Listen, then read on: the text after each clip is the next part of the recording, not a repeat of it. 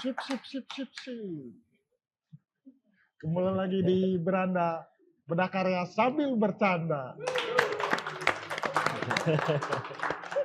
Yuk, semangat untuk diri sendiri. Ya kan? Ya kan? Yes. Nggak kuat lihat dia Oke. teh. Kali ini kita bersama Om Yoga Ogre. Hadir. Hadir lagi. Kok lagi? Kok lagi? Baru Ya, pertama kali loh. Lagi-lagi di hidup saya maksudnya. Oke. Nah, kita akan membahas fotonya Om Yoga, foto street fotografi. Oke. Ya, dengan cerita-cerita yang ada di foto tersebut. Oke. Jadi bisa kita ke sini dulu. Oke. Ini ceritanya gimana Om waktu itu? Oke.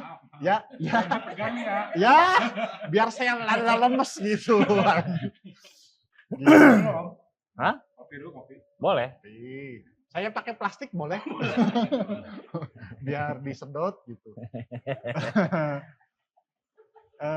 Ini Om, ceritain tentang foto ini Om. Ya. Ini tuh dia punya judul Arti Sahabat. Arti sahabat. Arti sahabat itu dia bisa bercerita apapun satu sama lain.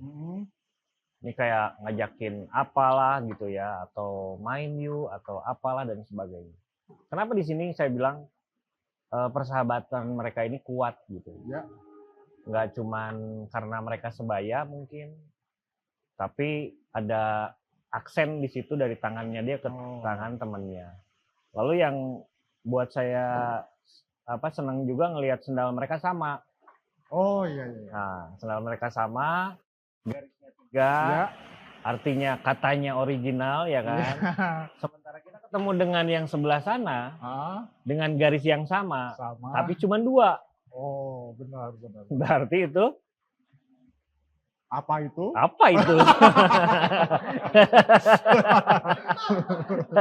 Berbeda merek ya tentunya. Berbeda merek. Nggak sama mungkin menuju ke merek itu. Kenapa saya sedetail sampai ke sana? Karena memang kerjaan saya kan ngurusin produk ya. Gitu, untuk komersial, untuk lifestyle gitu. Nah, yang ngelihat yang begitu-begitu memang agak gatal juga. Cuman poinnya adalah ke tadi tentang arti sahabat tadi, Mam. Jadi kebersamaan ini mereka sudah ditunjukin lah lewat gambar ini. Gitu. Sebenarnya kalau dari kita kan sebagai orang luar ya, menilai mereka sahabat yang udah deket ya tentunya sahabat pasti udah deket kan. Iya. Itu dari adakah gestur atau simbol yang mereka ini Om? Gestur itu dari tangan tadi ya. Lalu kemudian dia cerita atau ngomong itu kayak udah blong aja, nggak ada batas gitu, kelihatan dari dia mau ngomong apa gitu, dan kayaknya mereka obrolin itu udah bebas aja gitu di situ, udah nggak ada meskipun yang satunya terlihat seperti tertekan gitu. Tapi ya itulah sahabat gitu. Kalau dari sini sendiri pakai komposisi apa? Ini mah cuman pakai rule of third doang. Nggak banyak komposisi di sini. Justru dengan menampilkan foto ini banyak banget aturan fotografi yang dilanggar sebetulnya. Nah, nanti kamu cari sendirilah aturan mana yang dilanggar di situ. Itu banyak di situ. Gitu, Mam. Nggak mau diperpanjang. Nggak usah lah. Nggak usah lah. Oke. Berarti saya manjang-manjangi. Iya. Siap. Terima kasih Om IP. Terima kasih. Makasih Om IP Manajemen. Oke. Mau diseruput dulu Om? Oh iya. Siap. Atur nuhun. Siap. Panas pisan ini mah. Ini di tiap episode ini terus ya? Iya. Nggak ada lagi yang lain apa? Oh iya.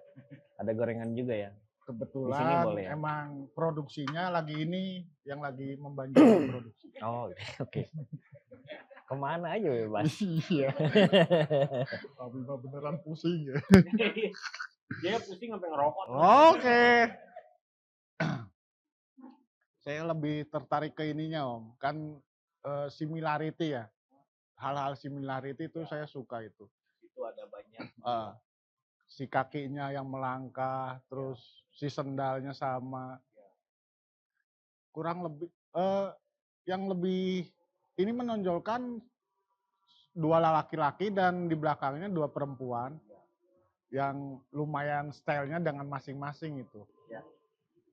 Hubungannya sama biasa. Saya? Iya, Ada enggak maksudnya ketika foto kan Om backgroundnya tuh di produk tuh biasanya, industri, anak muda. Iya.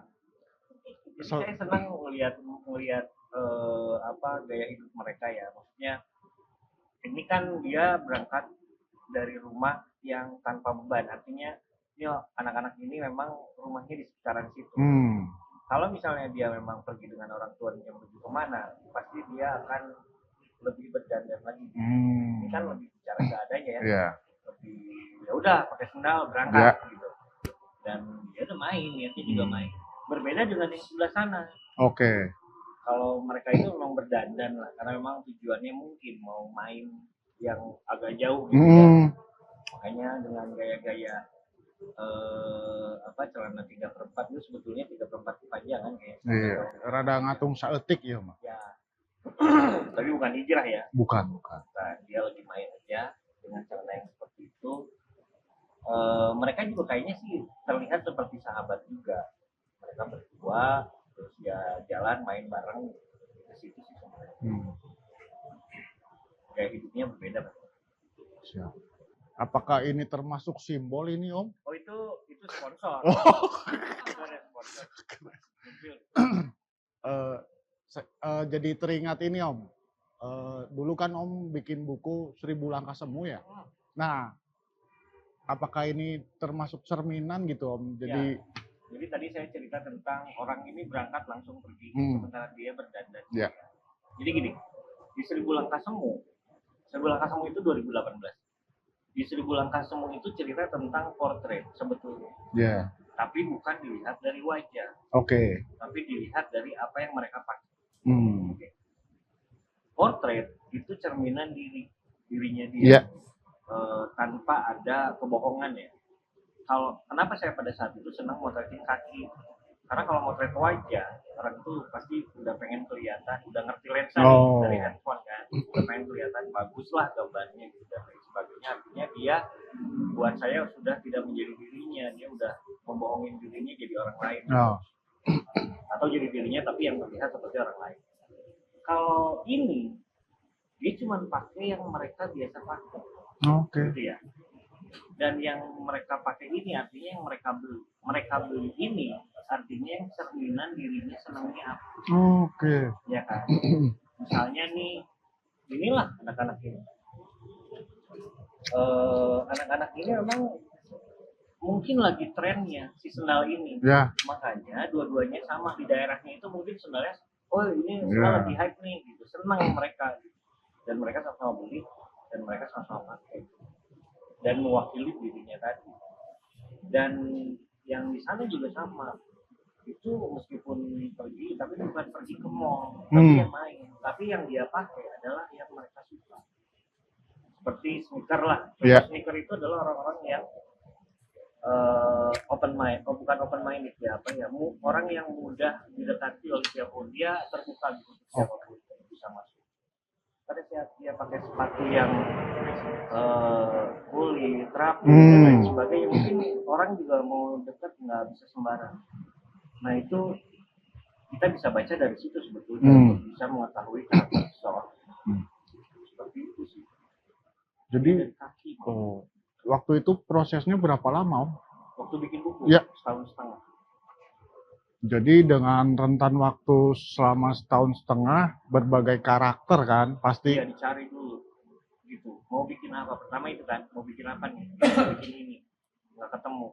Pakai device ini nggak ketemu. Pakai tools ini nggak ketemu. Sampai akhirnya ketemu 1000 Langkah Semu itu sudah 1000 langkah tapi semu gitu. Jadi 1000 Langkah Semu itu apa yang saya lakukan di fotografi itu ternyata saya belum pernah motret gitu ya. Selama saya motret dari katakanlah 92 itu saya merasa masih belum motret. Di 2018 malah ya udah mulai motret lagi yuk gitu. Sendiri banget, terus belum mengenal warna, lalu kemudian square 1:1 supaya di berbagai angle, di berbagai komposisi saya bisa, oh ini juga sama aja. Tetap sama dimensinya ya. Oh iya, ya rasionya kan sama. Jadi memudahkan untuk tadi orang yang baru memotret. Oh. Nah, saya beranggapan bahwa saya belum motret, saya lakukan itu di jalanan, lalu ketemulah yang namanya tadi potret itu ternyata tidak hanya wajah. Ketemulah tentang alasan-alasan kenapa lewat kaki antara anak muda perempuan, lalu seorang ibu sama seorang nenek. Kalau misalnya kita berdiri, kalau tiga-tiganya ini berdiri bersamaan, nggak usah lihat wajah, nggak usah lihat karakter, nggak usah lihat kakinya aja, pasti sendalnya semuanya berbeda. Karena rentang waktu, rentang umur juga semuanya memang berbeda. Berarti paling nggak juga bisa melihat jenis pekerjaan tersebut mungkin bisa ya diidentifikasi. Lebih ke gini, misalnya nih ada orang pakai sepatu Vans sneaker gitu, lalu lihat ke atas sedikit, kaki nggak celana, gitu, kelihatan celana kargo. Ini pasti ke atasannya kalau nggak t-shirt, hoodie, topi, sling bag. Nah, karakter musik yang dia dengerin pasti kebaca juga. Kira-kira mereka ini dengerin mungkin hardcore, kalau misalnya dia hoodie mungkin dia hanya alternatif biasa, atau mungkin dia anak grunge juga. Nah, itu semuanya bisa dibaca. Berarti ke lifestyle-nya diri pribadi ya. Kalau hubungannya sama gaya hidup sama potret itu nyambungnya nanti di mana Om ketemunya Om? Ke karakter. Karakter. Jadi gaya hidup itu bagaimana orang memakai. Iya. Mewakili apa yang mereka suka.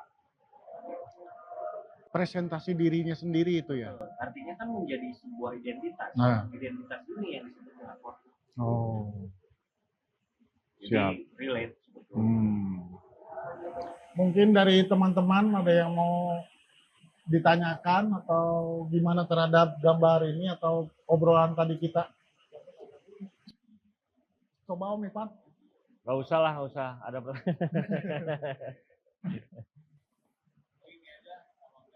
ya. Pengen menggali lebih jauh lagi.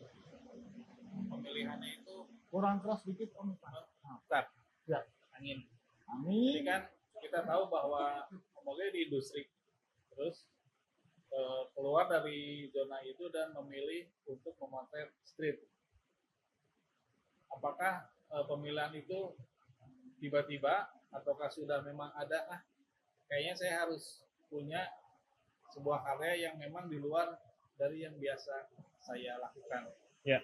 Nah itu pemikiran itu tuh ada di fase keberapa sebelum Om Ogle turun ke street akhirnya? Oke.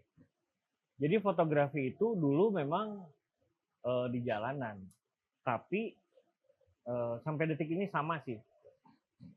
Saya bicaranya hanya snapshot. Jadi kalau orang tuh mungkin street fotografi itu yang harus seperti apalah, sedetail apalah, apa yang mau diceritain. Kalau saya enggak, saya tuh lebih ke snapshot aja, karena apapun itu di sana pasti ada yang namanya komposisi, ada yang namanya momen, ada yang namanya macam-macam itu. Tapi momen buat saya itu paling mahal gitu. Momen itu buat saya paling kayak jurnalis lah. Itu momen itu bisa jadi sesuatu gitu. Tapi sesuatu di sini bukan untuk menjadi yang saya apply untuk tanda kutip tadi jurnalis, bukan, tapi lebih ke saya nikmatin sendiri aja. Nah, lalu kemudian pada saat itu lari di industri kan, lari di industri 2009 itu sebetulnya saya udah harus ke Jakarta sebetulnya. Cuman saya sadar nih teman-teman banyak yang junior ini sulit untuk ketemu seniornya. Begitupun sebaliknya, senior nggak pernah bisa komunikasi dengan junior. Kayaknya saya di Bandung aja jadi jembatan untuk mereka, kayaknya oke gitu. Udah komersial tetap, lifestyle tetap, main di produk lokal. Itu aja udahlah cukup buat saya gitu. Lalu kemudian untuk mengembangkan itu, mungkin pada saat itu sadar ada yang lupa. Kalau basic fotografi itu buat saya tadi adanya di jalanan gitu. Lalu kemudian saya balik ke jalanan di 2016, 2015, itulah antara itulah. Saya balik ke jalanan, saya motret di jalanan, dan yang paling seneng di sana itu ketemu banyak orang yang entah siapa, tapi tiba-tiba kita dianggap jadi keluarga, diundang ke rumahnya mereka di kota, ada yang di Garut, ada yang di mana, udah dianggap saudara sama mereka gitu, padahal ketemu aja kan nggak setiap hari. Saya sama saudara aja belum tentu ketemu gitu kan ya. Tapi mereka ini benar-benar welcome, yang pedagang rokok lah, pengemis lah, itu ngundang saya, benar-benar ngundang saya ke rumah mereka untuk yuk kita mancing, yuk kita bakar ikan, yuk kita makan sama-sama gitu. Itu buat saya luar biasa gitu. Nah, dari masalah tentang tadi silaturahmi dengan orang tadi, orang-orang baru, lalu kemudian banyak klik dari jalanan ini dengan produk. Misalnya produk-produk urban, itu pasti nggak lepas dari gaya hidup yang ada di jalanan. BMX, skateboard, inline skate, quad skate, motor, mobil, itu semua ada di sana. Termasuk musik gitu ya, itu semua ada di sana. Kalau saya nggak turun ke jalanan, berarti ini ketinggalan jauh. Saya nggak, kayak jalanan itu kayak sekolah gitu. Nah, tahun 2018 apa ya? Lucu ketika bicara international brand, Dior, YSL, terus banyak brand luar lah gitu, magazine juga termasuk gitu, membawa produknya mereka, membawa brandnya mereka ke jalanan, bikin image di jalanan, high fashion gitu, untuk bazar mungkin, untuk dan lain sebagainya. Kita di sini itu sebetulnya produk lokal yang selalu dibawa ke jalanan sama teman-teman. Mereka tanda kutip kok tiba-tiba aware bahwa ini ke jalanan gitu, ke street gitu ya. Dan bukan ke street yang di-create jadi jalanan kosong hanya untuk produksinya mereka, enggak. Tapi si high fashion ini turun ke jalanan dan orang lalu lalang di situ gitu, biasa aja, dan semuanya oke gitu. Nah, itu juga mungkin tuh kan gitu ya. Jadi baliknya ke situ. Tuh kan bahwa street fotografi itu penting buat kita. Nah, itu mungkin yang saya sadarin, yang akhirnya harus kembali ke street gitu. Seperti itu. Udah, Mam? Beres podcastnya, Mam? Oh, belum? Oke, masih panjang ya. Ini dingin banget loh, ini di lantai 21. Om Juli, barangkali semua nggak nanya ya. Tapi saya senang dengan foto ini, seperti tadi yang dijelaskan oleh Om Bodwe. Dari foto ini tadi ada komposisi, tapi lebih ke break ya. Menghancurkan. Iya. Melanggar atau ya mungkin menghancurkan dari komposisi, tapi ada yang menarik, yang ditonjolkan gitu. Yang ditonjolkan itu ketika momen si anak dengan gestur dan gayanya seperti itu, yang itu membuat atau membuat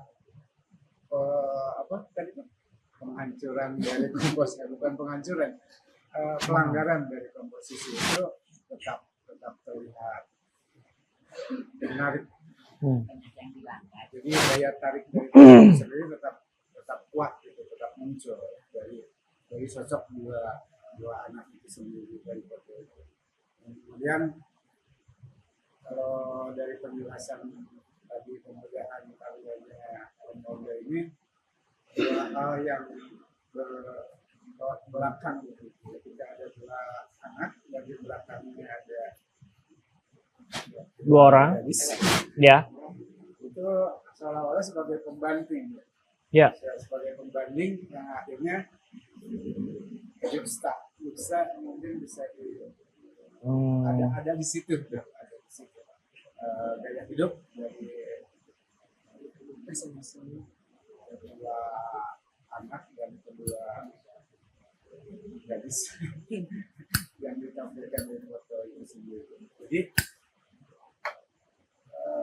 kita bisa fokus ke yang si anak, dan yang dua perempuan itu tidak menjadi sebagai gangguan, tapi jadi sebagai pelengkap pembanding yang dalamnya itu ya. Ada yang ditanyain? Nggak ada. Hanya cuma statement aja. Jadi kenapa saya nampilin foto ini? Ini tuh sangat mengganggu banget buat orang-orang yang bicara tentang teknis. Saya nggak bicara tentang teknis. Ini sangat mengganggu orang-orang teknis. Kayak gini, background itu tidak menusuk kepala. Oke. Ini udah jelas-jelas melanggar gitu ya. Dan saya bodo amat dengan itu. Ketika bicara tentang duo, ada 2 anak laki-laki, ada 2 anak perempuan, dan ada 2 tiang. Mau bicara apa? Dan kedua tiang ini bersentuhan dengan keduanya. Oke. Nah, pada saat bicara tentang teknis tadi, bicara tentang lu nggak boleh lu itu nusuk kepala. Tadi saya bicara tentang title. Title di sini arti sahabat. Arti sahabat ini hanya cerita tentang kedua orang ini. Saya nggak bicara tentang background apapun semuanya, itu bodo amat. Yang saya bicarakan adalah momen ketika mereka bersama. Hanya itu, titik gitu loh. Jadi pada saat mereka menjustifikasi ini nggak boleh gini, ya mendingan lo urusin foto lo aja, ya. Karena lu nggak tahu alasannya kenapa. Gitu. Mungkin seperti itu. Saya yang nikmatin kok. Gitu. Boleh Om Boleh. Imam? Siap. Kalau mau udahan? Itu mungkin apa yang ada di foto ini atau dengan perbincangan tadi kita gitu, ada yang mau disampaikan atau ditanyakan ke Om Yoga? beda alam itu ya. Iya. Ketika anggap dia om dia sama dia ya. Iya. Dede mungkin.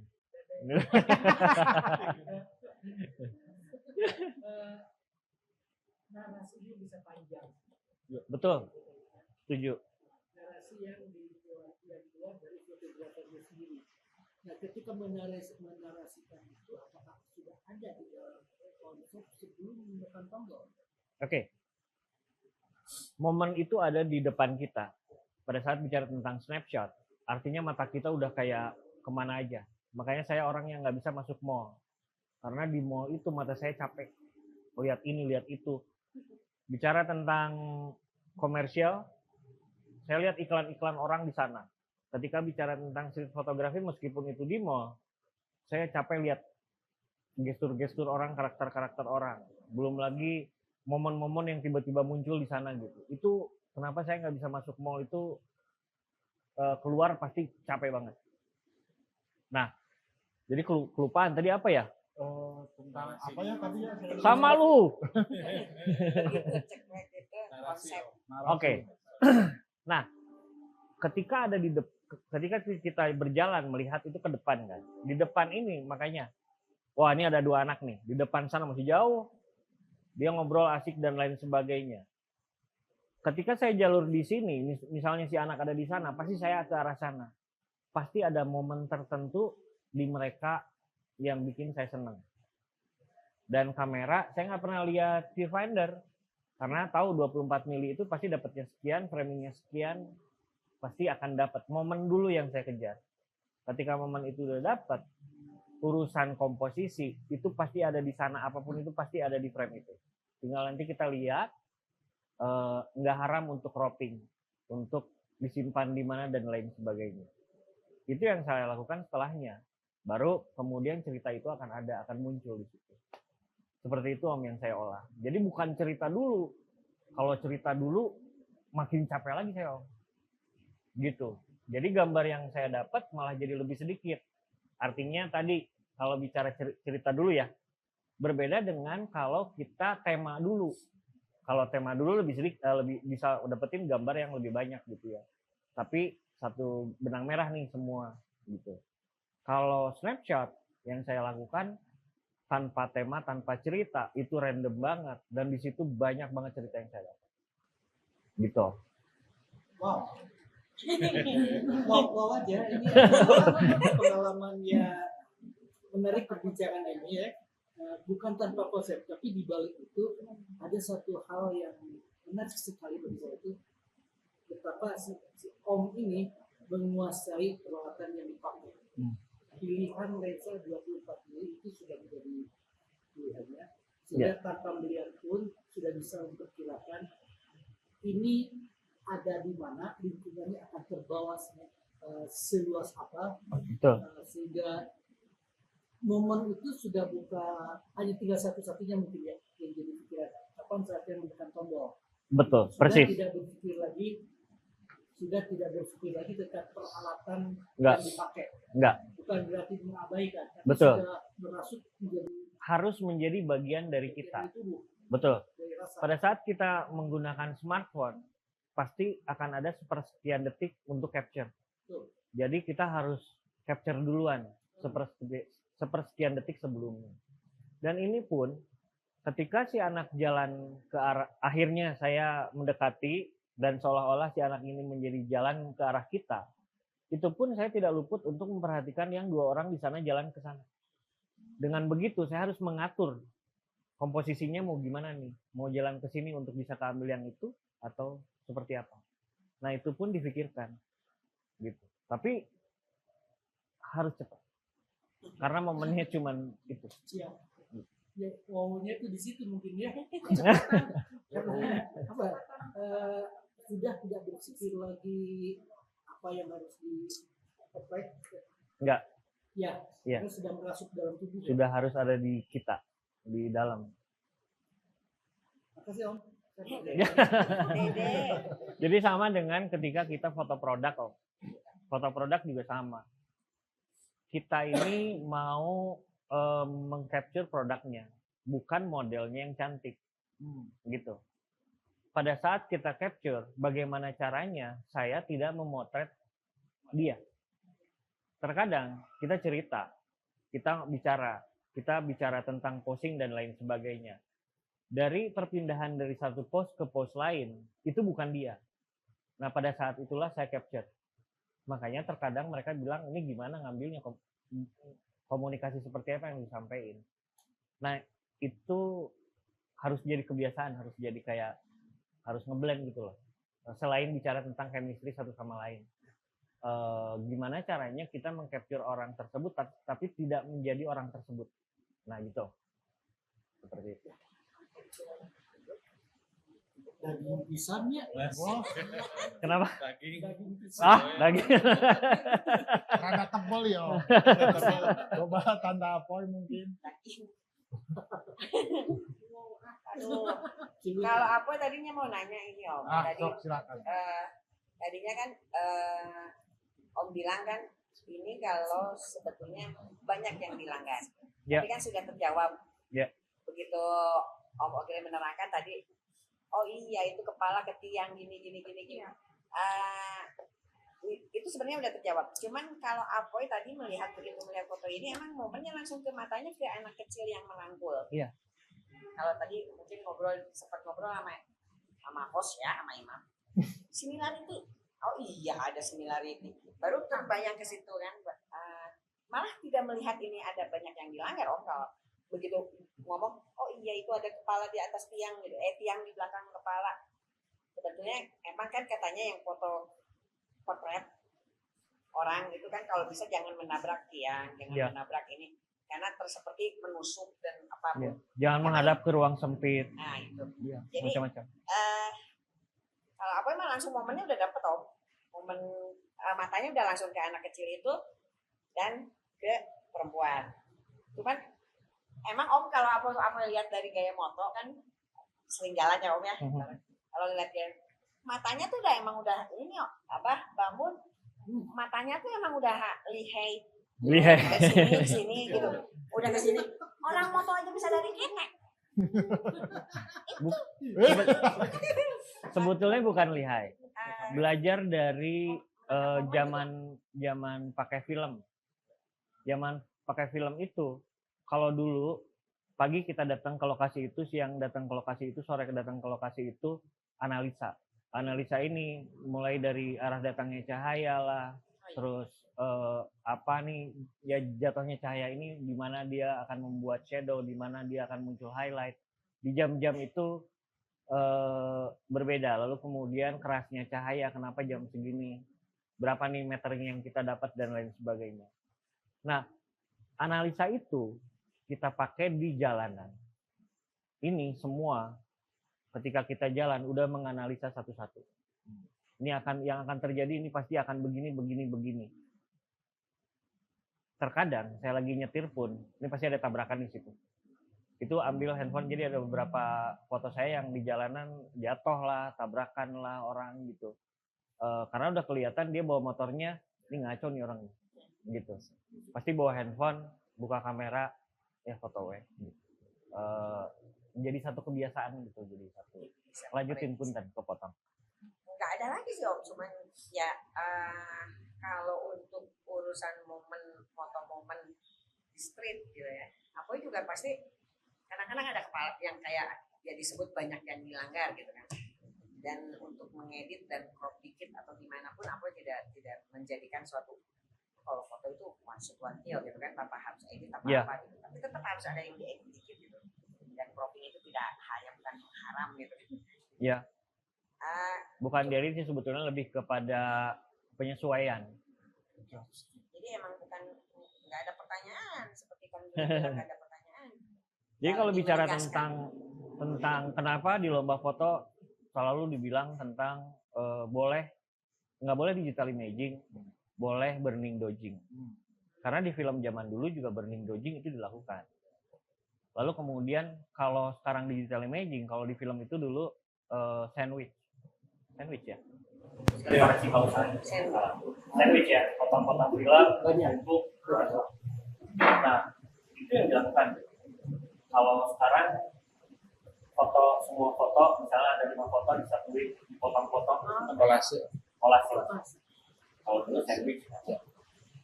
Nah, nggak haram, silahkan aja sebetulnya mau ganti wajahnya, poinnya adalah pada saat foto itu harus dipertanggungjawabkan itu doang sih sebetulnya. Kalau di lomba foto kan memang ada regulasinya. Ya itu aja. Ya, gimana Om Ivan? Siap. Ini satu lagi Om. Jadi tadi kan bicara tentang bagaimana kita ada di jalanan dan secara tidak langsung merekam semua suasana. Itu kan butuh apa?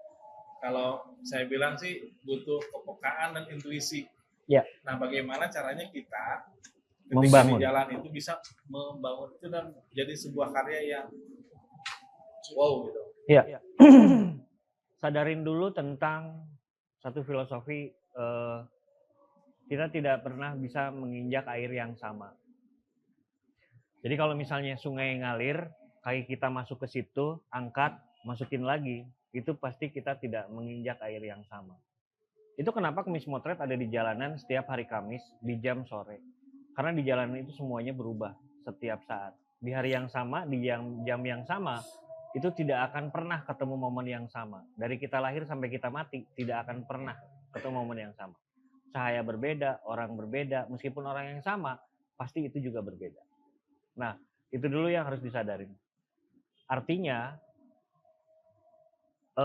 kita tidak menjadi diri kita yang sok menguasai apapun. Tapi ikutin arus air itu. Flow aja. Jalanin aja. Lalu ketika kita berjalan tadi, ikutin arus sungai, setiap kali kita ke sana, perhatiin elemen-elemen yang ada di sana. Perhatiin cahaya yang masuk ke sana. Perhatiin semua yang ada di sana. Besok lusanya, ketika datang ke sana lagi, pasti akan berbeda. Artinya data itu setiap harinya kita lewat situ, setiap kalinya kita lewat situ, data itu akan terkumpul terus gitu. Makanya kalau kita lepas satu momen atau satu minggu lah, kita tidak ke sana, pasti ada yang miss. Yang pernah kita pelajarin ada yang berubah nih. Karena begitu cepat mereka berubah. Entah bangunan tadi, entah tiba-tiba cahaya ini yang tadinya masuk ke situ kok jadi enggak karena ternyata matahari bergeser, ternyata mungkin poros bumi yang berubah gitu ya. Baru cahaya ini jadi berubah gitu. Nah hal itu juga bisa kelihatan lah di fotonya tanda apa ya, sama di fotonya siapa gitu. Di jam 4 yang sama, si tiang ini yang satu garisnya ke sini, yang satu garisnya ke sini, padahal di jam yang sama. Artinya kan ada pergeseran. Nah itu juga mungkin ketika kita tahu, berarti kan angle, komposisi, varian itu pasti kita akan mainkan di sana di lapangan secara spontan karena semuanya udah datanya udah ada di kita nih, udah ada di dalam kita nih. Nah dengan begitu, dengan cepatnya kita pasti akan mengambil momen. Manusianya kita pelajarin, tiba-tiba saya dapat anak kecil yang lagi nyandar di bola-bola itu gitu ya, lagi kayak sedih. Mungkin si anak ini lagi pengen sesuatu sama ibunya, terus dia merajuk lah gitu, dia di situ gitu. Yang mana dengan background, karena saya lihat di situ ada backgroundnya Satpol PP gitu ya, yang mungkin kalau misalnya orang dewasa di situ atau misalnya dengan dandanan yang agak kotor dan kumal mungkin akan beda, akan disamperin gitu. Nah itu kan satu momen yang memang buat saya oke. Lalu ada satu momen lagi di mana di sini ada Wendy's diskon 50%, di bawahnya ada seorang anak masih umur 1 tahun dengan kakaknya yang udah agak mungkin sekitar SMP gitu. Ini kan satu komposisi yang dia di atas tiduran di atas kardus sambil bercanda di sini, sementara makanan mewah dengan diskon 50% pun mereka tidak bisa beli gitu dan harus tinggal di situ. Lalu kemudian elemen itu tidak berhenti di sana karena orang lalu lalang kan di situ. Tiba-tiba ada orang yang lewat, seorang ibu dengan anjing pudelnya, Wendy's 50%, dan si ini tidur di bawah, di atas kardus ini gitu. 3 elemen itu jadi satu cerita yang memang buat saya gila, mau ceritain yang mana gitu, mau nyeritain yang ini, mau nyeritain yang ini, mau nyeritain yang itu, lu nggak peduli, lu diskon 50% kasih makan dong gitu ya. Hal-hal begitu kan jadi perang di diri kita dari satu gambar itu sendiri gitu dalam satu momen loh. Nah ini juga hasil daripada apa yang kita jalanin setiap hari di sana gitu mungkin gitu. Sama sih seperti kayak foto produk, foto ketemu model setiap hari lah katakan begitu, pasti ada satu pose atau gestur yang memang pengen beda karena mungkin lihat, karena mungkin baca, karena lihat magazine, lihat sosial media, kayaknya pose-nya sama gitu. Ini harus ada yang beda karena cerita produknya juga tentang ini, mungkin dia harus begini, harus komposisi cahayanya juga mungkin kayaknya dirubah buat cerita yang ini dan lain sebagainya. Itu excuse itu juga semuanya harus ada di foto itu. Gitu. Gimana Om Ivan? Nggak? Siap. Wow. Jadi gini Om, ada pertanyaan lagi kan kadang teman-teman suka bingung ya dengan alat yang kita punya. Terkadang tuh untuk menentukan apakah harus tele atau landscape atau apapun jenis lensanya gitu kan. Yeah. Kita benar-benar harus mencoba itu atau yang kita sukai nih. Yeah. Kan karakter tiap lensa membawa kita ke beda-beda ya. Betul. Si dapat gambarnya, objeknya dan penempatannya seperti apa itu. Ya. Jadi yang mau ditanyakan di sini sejauh apa atau gimana kita menyikapinya terhadap apa yang kita inginkan gitu. Apakah hari ini saya pengen ngambil gambar seperti ini dengan lensa yang demikian wide atau gimana gitu. Ya. Kalau misalnya bicara apa kamera terbaik buat kita gitu ya. Kalau bicara tentang itu, semua kamera itu bagus. Tapi jawabannya adalah kamera yang kita pegang sehari-hari itu kamera terbaik. Lucunya banyak anak-anak yang atau teman-teman yang ketika pakai kamera A, dia nggak lama ganti karena ngelihat temennya pakai kamera B yang kayaknya lebih oke, dia cepet banget ininya dan lain sebagainya. Padahal di banyak orang yang memang jam terbangnya sudah lumayan tinggi, dia kameranya cuman itu dan lensa itu. Saya sering bilang sama teman-teman juga, udah mainnya lo one body one lens, 1,000 stories di situ gitu. Jadi satu body satu lensa itu bisa ribuan cerita di situ. Jadi nggak usah sekarang lo ganti-ganti lensa, pusing gitu ya. Nah, ini ada orang yang memang bodinya itu, lensanya itu, dan dia banyak banget yang dia buat, dan foto-fotonya buat saya gila luar biasa gitu. Saya mungkin dulu melakukan itu gitu. Cuman ketika bicara tentang industri, ini kan kebutuhannya jadi berbeda. Saya harus pahamin ketika harus menggunakan 1635 gitu. Saya harus paham kebutuhan 2470. Saya harus paham kebutuhan 70-200, which is saya nggak pernah pakai 70-200, nggak pernah mau. Kenapa? Karena ketika saya pakai 70-200, foto yang saya buat maka akan sama dengan yang lain. Gitu. Ketika motret stage juga saya cuma pakai fixed lens 35 sama 135. Saking pengennya beda dengan yang lain gitu. Nah, yang paling benar itu yang tadi ya. Kamera yang dia pakai seumur dia motret, itu kamera terbaik dia. Udah ngeblend, semua fiturnya dia udah paham, apapun kebutuhannya dia udah tahu. Nah, ketika bicara industri, saya harus tahu semua brand kamera dan serinya. Ini yang jadi masalah. Jadi, karakternya si Canon bisa gue pakai buat A, B, C, D gitu. Tapi Canon yang mana dulu nih? Dari mulai yang DSLR, sampai ke RP, sampai ke mirrorless-nya, sampai ke mananya. Ini semuanya variannya berbeda. Lalu yang Sony juga saya pakainya berbeda kebutuhannya. Mau yang katakanlah 6000, A7R, A7, itu semuanya berbeda. A7C beda lagi. Bicara lagi tentang Fuji beda lagi. Meskipun sensornya sama gitu, tapi ternyata karakternya berbeda. Sampai ke XH1 itu berbeda semuanya. Nah, semua kamera, belum lagi medium format. Semua kamera saya harus tahu dan saya harus pahamin karena ada kebutuhan grading di sana, ada kebutuhan karakter warna, ada kebutuhan ya berkaitan dengan produk, dengan apa yang mau diceritain dari produk itu, apa yang mau diceritain dari assignment yang dikirim ke saya. Ada banyak banget elemennya di situ. Tapi balik lagi, one body, one lens, 1,000 stories. Itu yang paling benar adalah kamera yang dia pakai selama dia motret. Itu yang paling benar. Jadi secara seluk-beluknya tahu. Betul. Dia mau ngapain aja, mau explore apa aja bisa. Jadi jangkauan si kameranya paling enggak si lensa ini demikian, jadi mau ekspor gaya apapun. Betul. Dan sensor dan apapun itu tadi semuanya udah ngeblend di dirinya. Dia mau ngapain aja, mau ngerubah apapun dia udah lihat cahaya, ini meteringnya segini, gue tinggal motret di bukaan sekian dan lain sebagainya, udah gitu. Dulu mah pernah ada ini ya, bercanda-bercandaan di kita tuh jam segini tuh pakai shutter speed sekian. Ya, jadi dulu saya suka mancing teman-teman. Kalau dulu status Facebook ya.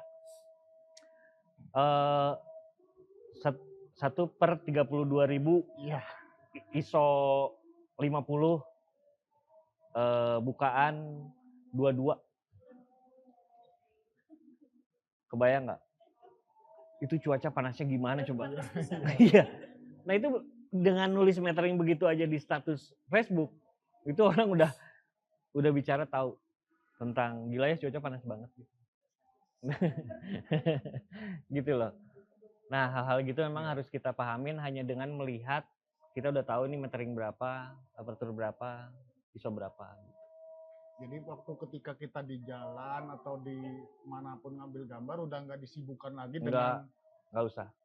Udah nggak perlu lagi lihat metering, udah nggak usah. Pasti ada range under 2 stop atau over 2 stop. Itu pasti ada range. Jangan takut.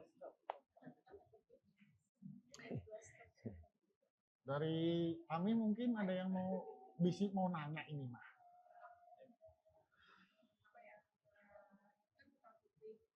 Itu antara kontras sama itu warna lah ceritanya ada kontrasnya ada keduanya itu memang harus seimbang Iya. bingung Atau mungkin ada yang mau ditanyakan gitu. nah status Saya tuh sebetulnya ini foto saya capture udah langsung jadinya begini. Saya nggak tahu sebetulnya pengen cropping, cuman belum saya cropping. Ini tuh saya nggak senang. memang itu dari Ini tuh harus HP-nya, hitam putih hitam putih. settingnya Ngambilnya memang begini aja adanya. Memang begini adanya. Kontrasnya saya naikin di kamera. Gitu.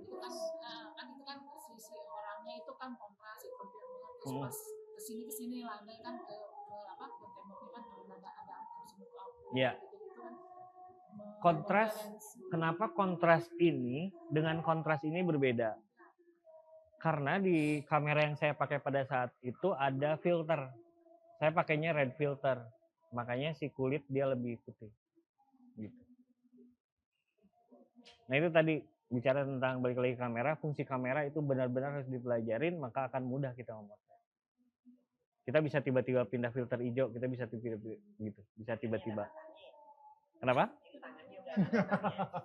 Tangannya udah apa? Udah ada matanya langsung kiri, sorangan kiri, mata kemana? Jadi kenapa saya nggak bisa pakai dulu ya zamannya DSLR? Kenapa saya nggak bisa pakai Nikon? Karena saya motret jadi lamban. Momen tadi bicara tentang momen itu buat saya mahal. Makanya saya pakai Canon pada saat itu. Sampai sekarang juga masih suka pakai. Motret stage aja, saya bisa satu tangan, tinggal satu tangan itu udah udah selesai, geser sini. Jadi bisa sambil ngerokok sambil motret stage gitu. Sementara orang sibuk dengan 70-200-nya. Saya lebih jadi nggak terlalu effort gitu untuk ngejar momen itu udah enak. Kalau kita nggak pelajarin, nanti malah, aduh ini teh gimana ya, ini gimana. Terkadang kita mau ke area stage juga kayak Java Jazz pada saat itu, ada temen yang tanya, nanti motret pakai Kelvin berapa? Aduh, saya bilang harus mikir ke situ lagi. Besok lagi aja lah urusan Kelvin, motret aja dulu sekarang mah, gitu. Karena buat saya momen gitu, mau itu akhirnya gimana, warnanya apa, momen saya buat saya paling mahal itu momen. Gitu dong. Kebayang lo ngitung Kelvin, anjir. Lampu itu berarti, nah cuman memang kalau ketik pemahaman, kalau kita bicara tentang stage ini, ritme operator lighting kita harus tahu. Ini pasti biru, ini pasti merah. Merah, kalau misalnya ini jatuhnya cahaya kemana, kalau si vokalis ada di situ, merah ke situ atau gitaris ke situ, ini pasti mukanya rusak nih kalau misalnya kena cahaya itu di metering begini. Dan itu nggak usah di capture, momennya bagus juga udah pasti berantakan. Tapi kalau misalnya memang mau bikin sedikit art, ya sikat aja. Coba Om Ipe ya, koki kita gimana? Om Ipe mau nanya atau mau bikinin lagi kopi? Ini nanya dah, mending nanya. Kali-kali nanya dong. Masa iya, nggak ada penasarannya. Yang benar. Ini instingnya emang kayak apa ya? Canggih. Udah ada di sini semua gitu. Jadi dari kamera, dari lihat situasi juga enak, gitu lah. Udah enakin nggak Mam? Jadi emang ya untuk latih insting itu mungkin yang harus dilatih mungkin. Ya. Jalanan misalnya dari tiap jalan itu kan tahu nggak ada yang sama, tiap waktu tiap detik juga nggak ada yang mungkin sama gitu. Itu sih instingnya. Ya. Tapi pernah saya dikecoh sama kota Bandung ini. Ada satu pekerjaan untuk memotret kota. Logikanya lampu Pasopati itu nyala kan dari jam berapa sampai jam berapa. Kita main di jam segitu gitu. Kita dokumentasikan di jam segitu. nggak nyala-nyala, sebulan nggak nyala-nyala. Itu pernah kejadian. Sampai besok subuhnya saya ke situ lagi, setiap hari, setiap subuh saya ke situ. Motretin itu aja. Nggak nyala-nyala, nggak ada satupun yang saya dapat pas dia lagi nyala. Tahu mungkin Apa? tahu memakan jadi Dan lucunya memotret Bandung ketika kosong itu, yang awalnya saya senang saya punya banyak Bandung yang kosong banget gitu. Ternyata tiba-tiba COVID dan semua orang punya foto Bandung lagi kosong. Itu kesal. Kita effort luar biasa sementara sekarang semua orang punya. Gitu.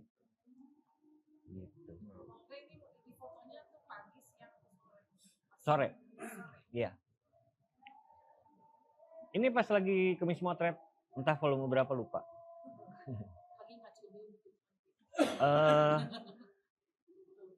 Agak ini nggak panas. Ini agak jam 4:30, jam 5 lah. Ini arah balik ke Asia Afrika.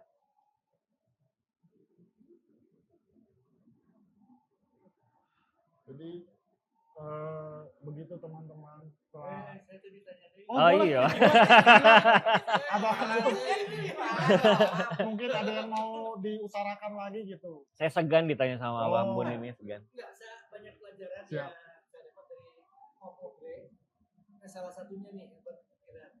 Sepertinya Om Obre ini segala sesuatu tentang potret sudah tidak di luar kepala lagi. Jadi di mana? Kalau di luar kepala bisa ngarang Obre. Iya. Sudah harus di dalam memang. Ya, jadi salah ya kalau harus di luar kepala itu apa salah ya. Harus di dalam. Kalau di luar kepala ya hilang buyar gitu. Ya itu sama dengan ini. Nah, penguasaan pengenalan penguasaan sepertinya diabaikan kalau sekarang ngasih. Oh iya, itu nggak boleh. Itu tuh harus memang. Karena itu sepertinya dengan membaca saja atau melihat beres lah kita perlu diapalkan. Bukan diapalkan, tapi lagi kerjakan gitu. Iya. Jadi dulu ketika ada rezekinya, saya senang kalau misalnya ada produk baru saya beli. Tapi setelah dipelajarin semua, saya jual. Hanya untuk sekolah gitu. Jadi biaya kerugian atau penyusutan tadi, anggap aja itu biaya sekolah saya. Jadi saya sering begitu dulu, gitu. Karena harus tahu. Nggak mau pinjem malu, takut rusak. Dalam kepala ya. Iya dalam kepala.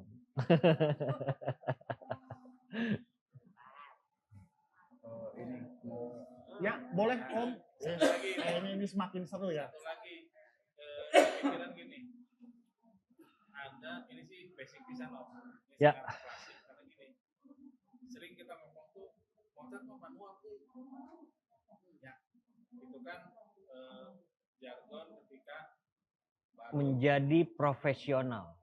Sangat profesional. Nah, ketika ada di lapangan, itu kan jadi situasional. Ya. Ngomong dengan sekian banyaknya, sekian detiknya terjadi. Kadang-kadang masih ada yang kalau kita tidak biasa kayak gitu, ngoprek kamera momen hilang. Ya. Kayak gitu kan. Begitu potret ternyata tidak sesuai dengan yang kita harapkan. Betul. Nah, strateginya kayak gimana sih Om supaya kita tuh memang ya blending aja lah. Ya. Blending aja. Tadi penguasaan kamera. Sejago-jagonya orang pakai manual, pabrik itu mengeluarkan banyak menu, gitu. Manfaatkan itu. Kan beli teknologi. Ngapain beli teknologi mahal-mahal kalau nggak dipakai pakai manual gitu ya. Jadi gini, ada kamera dulu saya lupa mereknya apa, dia keluar cuma sebentar. Jadi dia foto aja, udah. Ini masih di LCD-nya dia nih. Fokusnya kita mau pindahin dari sini ke sini, gitu. Apa? Litro ya. Dari sini, fokusnya yang ini aja.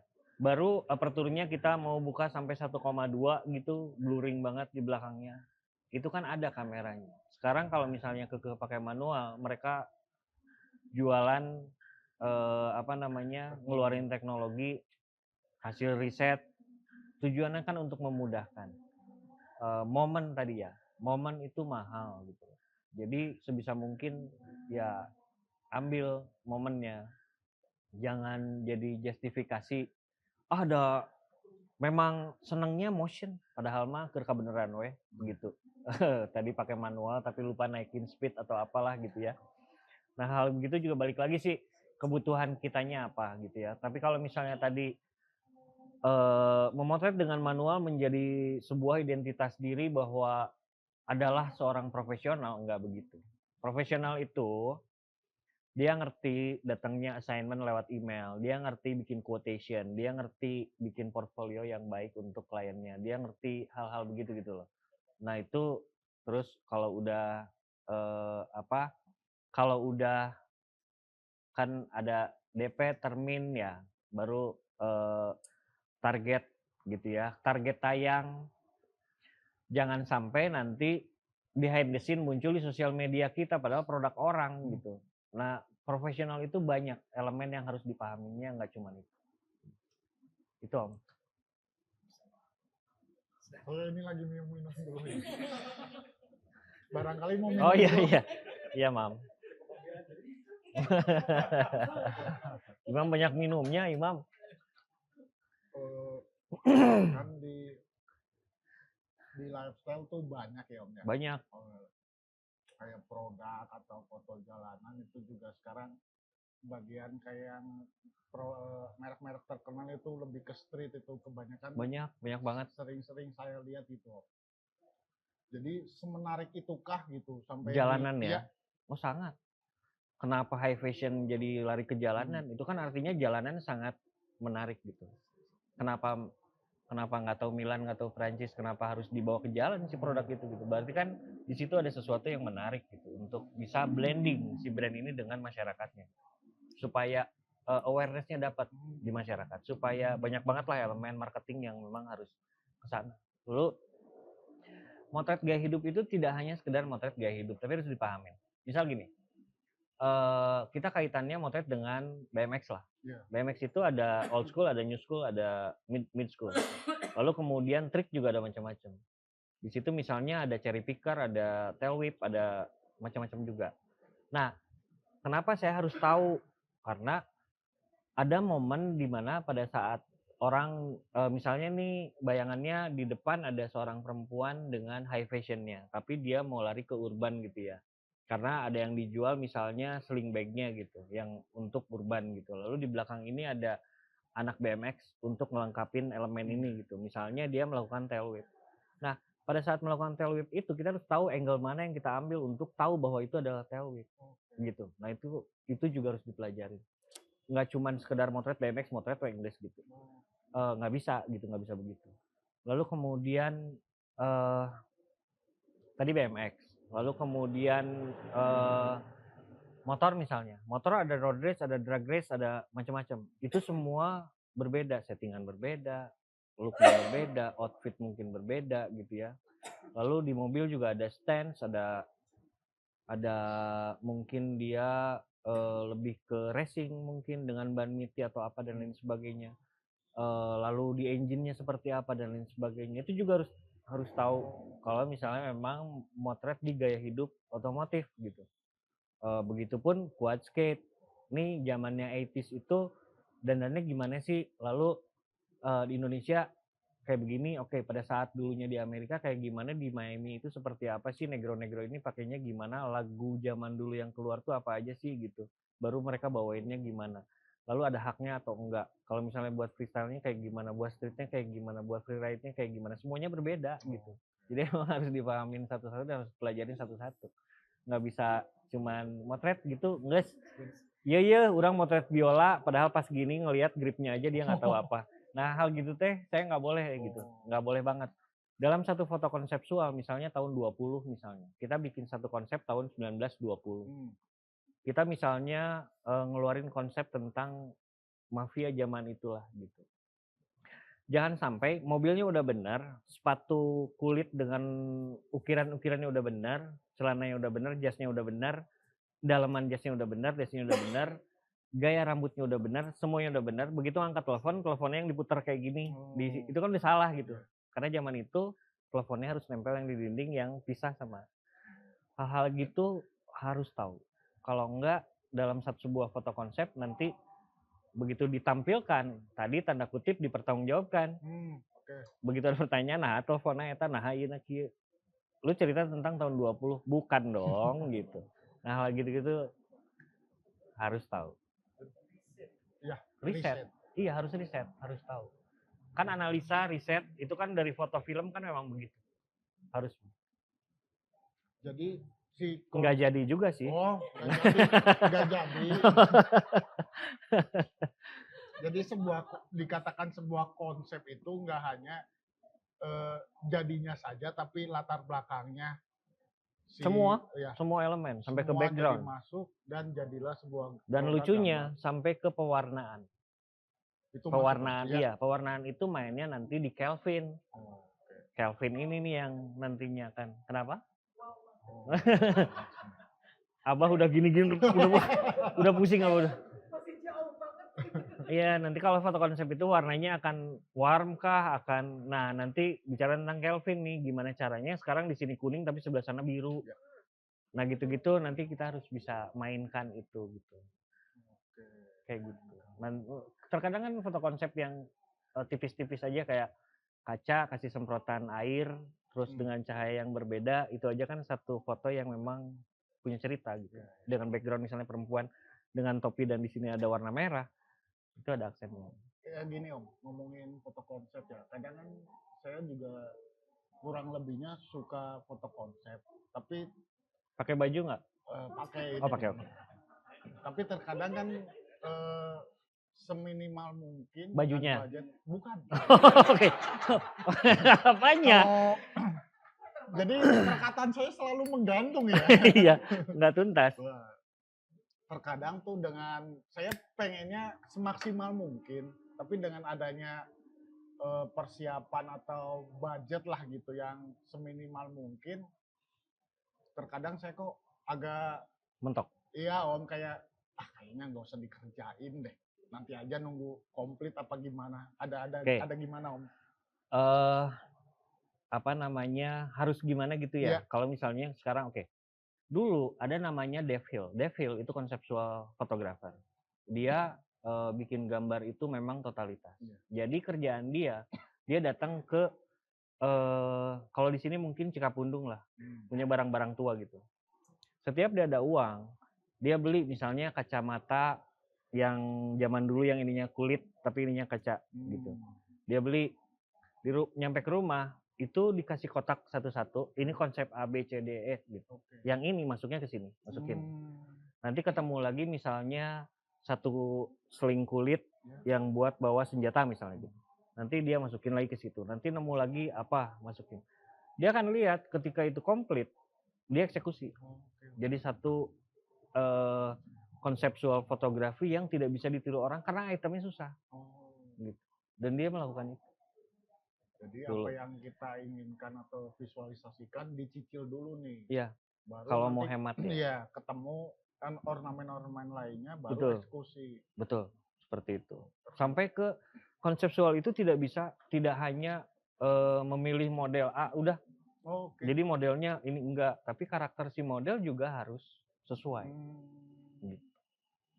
Ya, terkadang banyak konsep-konsep yang berkeliaran gitu kan di kepala atau di kepala teman-teman yang sering saya diskusikan gitu, susah mencari model gitu Om di sini gitu di Bandung gitu. Iya, memang Bandung itu memang sudah susah gitu ya. Sekarang model-model di Bandung itu mengabaikan sekolah model mungkin gitu. Ya. Salah satunya itu kan. Saya nggak mau masuk ke ranah model karena saya tahu banget nih flow-nya mereka sekarang kemana dan lain sebagainya itu gitu. Memang gini deh, model itu tidak melulu harus model. Oke ya. Seperti apa gimana Om? Cari karakter orang yang cocok dengan apa yang kita mau. Oke ya. Ajak mereka, kalau misalnya profesional bayar mereka dengan fee yang disepakati gitu. Lalu kemudian komunikasikan apa yang kita mau ke mereka. Contoh, Prewed. Hmm. Mereka model bukan? Bukan. Tapi dengan komunikasi yang baik mereka jadi model dong. Iya. Gitu. Nah, itu sebetulnya bisa dilakukan. Gitu. Jadi tidak melulu dengan model fashion yang sangat mahal. Gitu. Kayak gitu. Malah bisa menciptakan model akhirnya kan? Tuh. Gitu. Ya. Jadi setelah kita obrolan hari ini gitu kan tentang fotonya Om Ogre. Dari foto ini doang padahal ya? Iya. Yang salah-salah ini ya? Sebenarnya nggak salah juga sih ya. Karena banyak ornamen-ornamen yang di dalamnya ada gitu kayak similarity-nya. Terus ya demikianlah banyaknya gitu kan. Menceritakan banyak gitu. Dari satu foto aja bisa bercerita banyak dan menyebar kemana-mana. Dan emang berhubungan dengan beliau yang lifestyle gitu kan, gaya hidup di kota Bandung. Dan sebelumnya juga dengan buku-buku yang buku aja sih ya. Buku aja satu aja. Dengan yang 1000 langkah semuanya. Iya, yang tidak dijual itu. Nah, itu. Dan saya juga belum dapat ini. Iya. Mungkin nanti teman-teman bisa. Ya. Jadi dengan demikian, ini temanya apa Om? Kira-kira Om? Nggak ada. Lebih ke title aja. Iya, Arti sahabat aja. Arti sahabat. Dengan title arti sahabat di foto ini, kita tutup dulu perjumpaan kita di Beranda, Bedah Karya Sambil Bercanda.